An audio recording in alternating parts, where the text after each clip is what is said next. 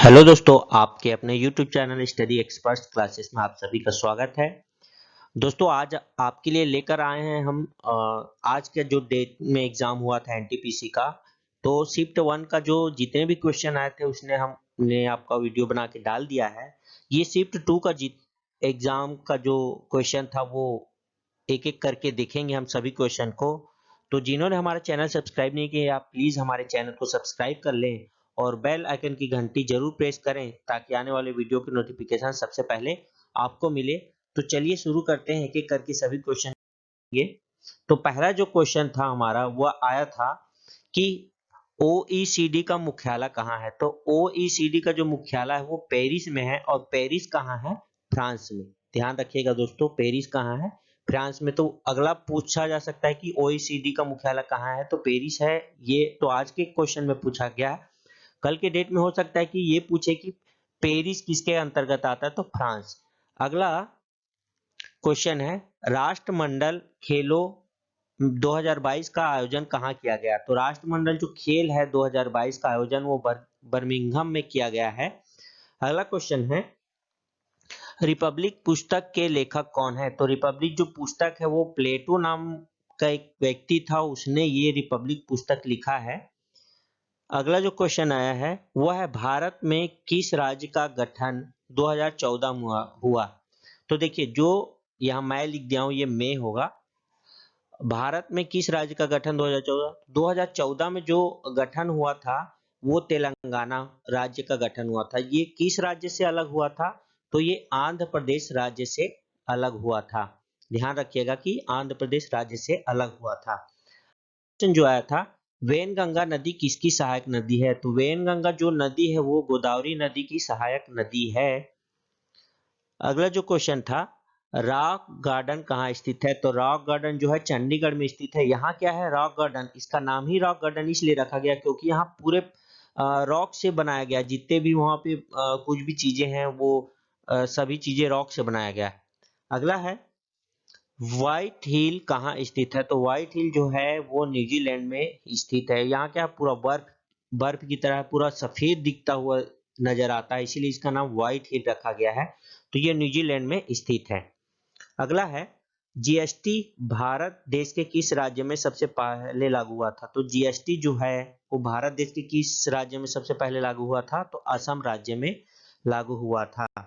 अगला जो आया था वह है टमाटर में कौन सा अम्ल पाया जाता है। तो ऑक्जेलिक अम्ल टमाटर में पाया जाता है। देखिए दोस्तों ये है साइंस से रिलेटेड क्वेश्चन यहाँ पूछा गया है कि टमाटर में कौन सा अम्ल पाया जाता है, ऑक्जेलिक अम्ल। दोस्तों अगर ये वीडियो आपको अगर अच्छा लग रहा होगा तो प्लीज हमारे वीडियो को लाइक कर दें।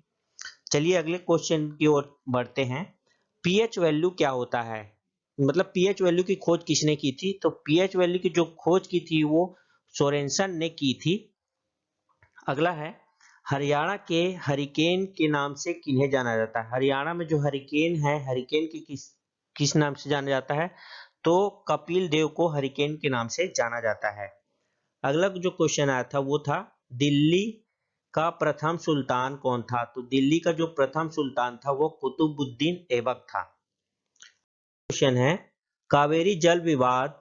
देखिए अब कावेरी जल विवाद, यहाँ जो कावेरी है कावेरी नदी, तो इसके ऊपर क्या हुआ है, दो राज्य हैं जिनके बीच लड़ाई झगड़ा होते रहता है कि ये हमारा है, हमारे तरफ है ये नदी, ऐसे करके। तो ये कौन सा दो राज्य है, तमिलनाडु और कर्नाटक।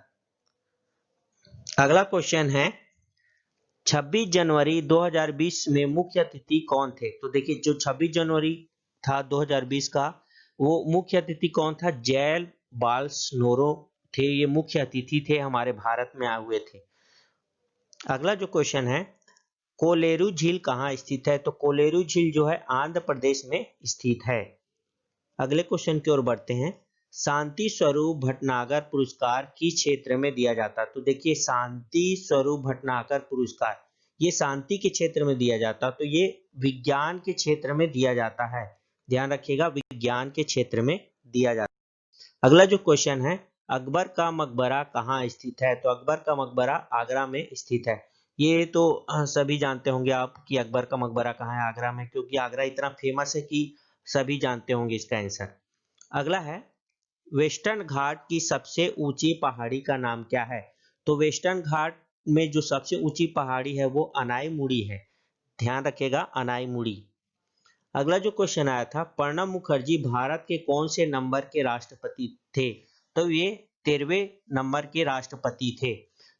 देखिए दोस्तों, जो 31 दिसंबर को जो पेपर आया था उसमें ये पूछा गया था कि हाल ही में जो मुख्यमंत्री बोलता हूँ, राष्ट्रपति हैं, उनका निधन हुआ तो वो कौन थे? तो वो प्रणब मुखर्जी थे। अब इससे क्या है, आज के डेट में ये उल्टा कर दिए क्वेश्चन को, प्रणब मुखर्जी भारत के कौन से राष्ट्रपति हैं? तो वे 13वें राष्ट्रपति थे। अगला है, व्यास सम्मान किस क्षेत्र में दिया जाता है? तो व्यास जो सम्मान है वो साहित्य के क्षेत्र में दिया जाता है और इसकी शुरुआत जो हुई थी 1911 में हुई थी। 1991 में हुई थी, सॉरी 1991 में हुई। अगला है, हृदय की धड़कन को नियंत्रित करने के लिए कौन सा खनिज आवश्यक है? तो हृदय की धड़कन को नियंत्रित करने के लिए पोटेशियम जो खनिज है वो आवश्यक है। अगर हमारा हृदय अधिक तेजी से चलने लगता है तो जो डॉक्टर जो होते हैं वो जो दवाई देते हैं हमको, वो पोटेशियम से रिलेटेड दवाई देते हैं। अगला है, कॉमनवेल्थ गेम्स नई दिल्ली में कब आयोजित हुआ? तो जो कॉमनवेल्थ जो गेम्स है वो आयोजित हुआ था वर्ष 2010 में आयोजित किया गया था। अगला है, फुल फॉर्म ऑफ ईपीएफओ। तो ई से क्या हो जाएगा? एम्प्लॉय, पी से हो जाएगा प्रोविडेंट, और एफ से क्या हो जाएगा? फंड, और ओ से क्या हो जाएगा? ऑर्गेनाइजेशन। ध्यान रखिएगा इसको।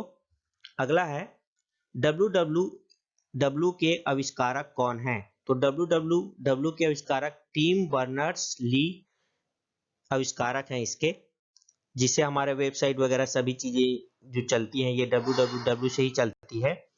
है आर्टिकल्स 18 किससे संबंधित है? आर्टिकल जो 18 है वो किससे संबंधित है? उपाधियों के अंत से संबंधित है।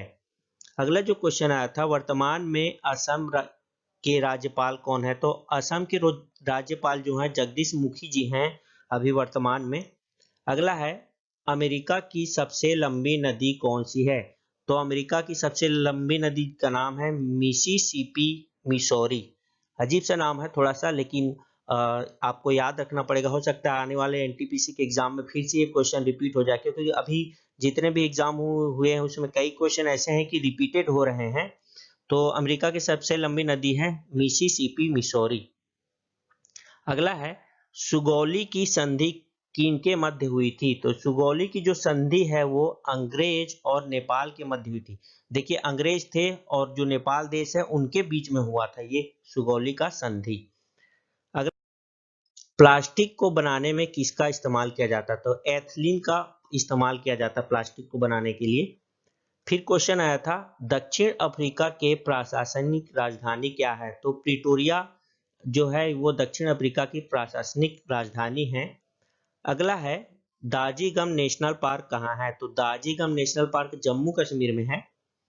अगला जो क्वेश्चन आया था, HDPC का पूर्ण नाम है? तो H से हाई, D से बैंडविड्थ, डिजिटल, और कॉन्टेक्ट प्रोटेक्शन। तो ये पूरा नाम HDPC है, तो high bandwidth digital control protection. अगला है, वह एकमात्र ग्रह कौन सा है जो अपनी धुरी पर पूर्व से पश्चिम दिशा में घूमता है?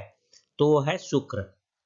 अगला है, सर्वोच्च न्यायालय का मुख्य न्यायाधीश कब तक अपने पद पर रहता है? तो 65 वर्ष की उम्र तक जो है सर्वोच्च न्यायालय का मुख्य न्यायाधीश रहता है अपने पद पर। अगला है, स्पष्ट प्रतिध्वनि सुनने के लिए श्रोता एवं परावर्तक के बीच की दूरी होनी चाहिए, तो 17 मीटर होनी चाहिए। अगला है, नमक कानून तोड़ने के लिए महात्मा गांधी ने कौन सा आंदोलन शुरू किया था? तो सविनय अवज्ञा आंदोलन चालू किया था। अगला है, अरब सागर में कौन सी नदी गिरती है? तो अरब सागर में नर्मदा नदी गिरती है, साथ साथ ताप्ती नदी भी यहीं पे जाके गिरती है। अगला है, तमिलनाडु के मुख्यमंत्री हैं, तो तमिलनाडु के जो मुख्यमंत्री हैं वो के पल्लन स्वामी जी हैं। अगला है, शेरशाह सूरी की जन्म स्थली कहाँ है? तो शेरशाह सूरी का जो जन्म स्थली है सासाराम है। ध्यान रखिए बहुत बार ये क्वेश्चन दूसरे एग्जाम में भी पूछा गया है कि शेरशाह सूरी का जन्म स्थली कहाँ है, तो सासाराम। अगला है नींबू का पीएच मान, मतलब नींबू का जो पीएच मान जो होता है वो कितना होता है, तो लगभग 2 होता है। कितना? लगभग 2 होता है। तो 2.3 ऐसा कुछ होता है। तो इसमें ऑप्शन में आया था ऐसे कि लगभग 1, लगभग 2, लगभग 3, लगभग 4। तो आपको लगाना है लगभग 2 में टिक लगा के आना है। अगला है विश्व में अभ्रक यानी कि माइका का सर्वाधिक उत्पादन किस देश में होता है, तो भारत देश में ही माइका का सर्वाधिक उत्पादन होता है। अगला है प्रकृति में सबसे अधिक मात्रा में पाया जाने वाला कार्बनिक यौगिक कौन सा है, तो प्रकृति में सबसे अधिक मात्रा में जो पाया जाता है वो सेलुलोज है। और जो फर्स्ट शिफ्ट में ये पूछा गया था कि मानव के शरीर में सबसे ज्यादा अधिक क्या पाया जाता है, तो ऑक्सीजन पाया जाता है। ध्यान रखिएगा। अगला है 1 सितंबर 2020 को की गई घोषणा के अनुसार दुनिया का सबसे बड़ा टॉय म्यूजियम कहाँ पे बनेगा, तो ये गुजरात में बनेगा। खिलौने का जो म्यूजियम है वो यहीं बनेगा, गुजरात में। अगला जो क्वेश्चन है जीन्स को बनाने वाले डीएनए की डबल हेलिकल संरचना को किसने प्रतिपादित किया था, तो वाटसन और क्रिक ने प्रतिपादित किया। अगला है 20 मई को किस तूफान ने उड़ीसा एवं पश्चिम बंगाल में भारी तबाही मचाई थी, 20 मई को किसने उड़ीसा और पश्चिम बंगाल में तबाही मचाई थी, तो कौन सा तूफान था, वो अम्फान तूफान था।